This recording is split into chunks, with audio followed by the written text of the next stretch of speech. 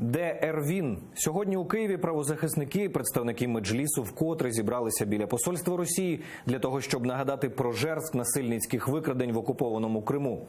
Як цього разу проходила акція та наскільки важливо нагадувати окупантам про те, що весь світ проти російської агресії, дивіться далі у сюжеті.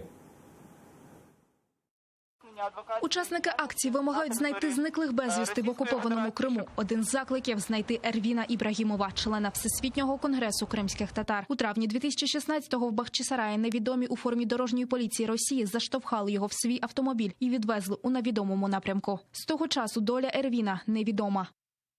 Я хочу сейчас вспоминаю про Эрвина Ибрагимова, этого молодого человека, который является перспективным политиком нашего народа, который может дать еще многое для нашего народа послужить.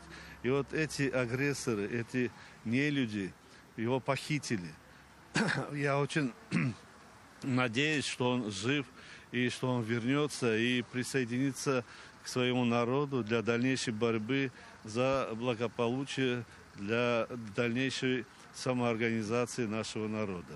Учасники акції тримають таблички з іменами 15 зниклих безвісти та ходять з запаленими ліхтариками. Це адвокати, кажуть організатори, які на власний страх і ризик намагаються дістатися до фактів, які замовчують та приховують окупанти.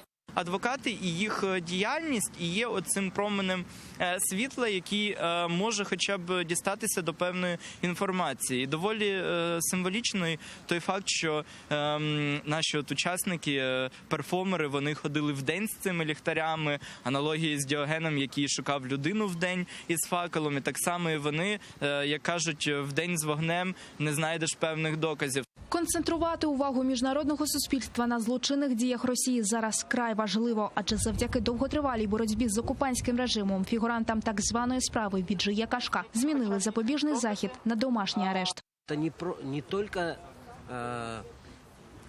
змінило їх умови содержання, но і дало надежду, дух і віру в те, що ми вместе в этой борьбе добьемся основного – это прогоним оккупантов с нашего Крыма.